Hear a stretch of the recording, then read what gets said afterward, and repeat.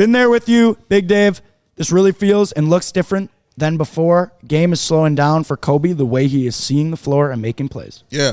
Like his hesitation dribble at the top of the key, where he makes guys, think he's going to take this little mid-range shot, but then he explodes, to the floor, and he was with the offhand layup off the wrong foot. Like that's, I don't think people understand the type of skill that takes to hit you with the wrong foot layup that he's hitting them with, man. Like it avoids block shots so much because he did it against Wembanyama, who literally is 7'5". And so he showed you that it avoids those kind of block shots. Like what he's doing is just incredible. It's not just three-point shooting. It's the IQ that's kicking in for him as well, man. It's the pace of the game, but I think that's a huge part of it is that he's learning different ways to manipulate the game and score. Yeah. And like in the past, in his first couple of years, he was terrible around the rim. Yeah. He was getting blocked all the time. All the time. He had one, and that's like the criticism that I've had of Patrick is like he just doesn't really have a deep bag. He like has the one move that he goes to where he like dribbles either one time going left or one time going right, depending on which wing he's on. He pulls up from the elbow. But Coby has worked on his game so much, and that's what Billy said the other day that I just loved, which was that the one thing about Coby that makes him such a smart worker, not just a hard worker, and he's constantly looking at himself and trying to figure out what does he need to do to improve. How can he change his habits or what he's working on to try to help himself get better? And like you're just clearly seeing that. We saw some tape. I think maybe it was our C-Red UK friends. Shout out to them who like dug up some of the old Coby offseason workouts tape that they always loved obsessing over, and highlighted this one specific little like hezzy crossover that Coby's been busting out successfully a lot, that he was working on this offseason, and you saw him do it a couple of times tonight. He's finding different ways with his ball handling and the creative improvements he's made to break down defenses, and has also forced defenses to respect him around the perimeter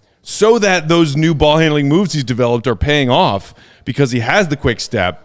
And when they come to close out, he's able to beat them off the dribble and either finish it at the rim himself or dish it out to other shooters. And it's just been really fun to watch that progression with him. Yeah, it's fun to watch him grow, and see Coby become the kind of player that you wanted him to be. Whether you thought he was going to be a starter or whether you thought he was going to be a six-man, this is the kind of player you wanted him to be. Yeah.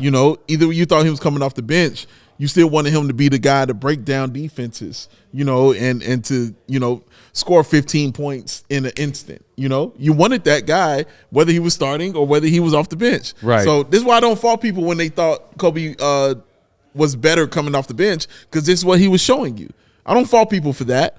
But I do get on the bugs who was asking like Coby White shouldn't be this guy on the team. I do get on that, that part. But he's just been amazing, man. Like just watching how the game has completely slowed down for him, how he takes his time, and again, Matt, how he's using his hair. Coby White, you watch him using his hair, Will, throwing it back. You saw it work twice tonight. I saw it work two times tonight. Drew a couple of fro fouls tonight. Yes, he did, man. Come on, man. That's brilliant. He grew some fro fouls. Or frowls, if you will.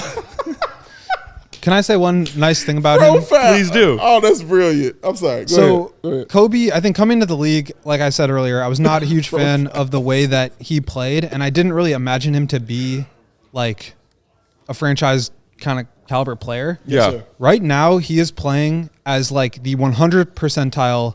Like, what is the absolute best case scenario that I could envision him playing right now? That is what he, 25 points per game, 6 assists, 5 rebounds. Like, that is an efficient, the way he's, like, playing, actually, as we've talked about, he's playing, like, as well as I ever could have hoped or expected him to play. Yes, sir. At the very, like, best case end of that spectrum.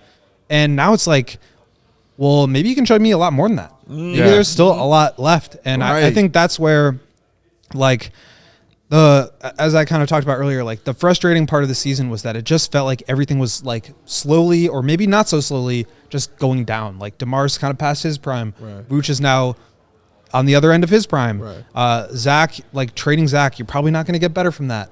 But now you've got this other element, which is Coby playing this way, that has completely changed the tenor of not only the season, but like the rebuild that's coming. And when I say rebuild, I don't just mean like tear it down, but just like the next, the portion of time between now and the next good Bulls team and like what's in between. I think Coby is just like, has completely changed how everybody should be watching the Bulls and paying attention to the Bulls, because they have a guy who's going to be a really good player on the next team. And that's a huge thing that teams need to find and need to address. And like, it didn't seem like they had that guy, but now all of a sudden 15 games later they do. We all silly like the mayor.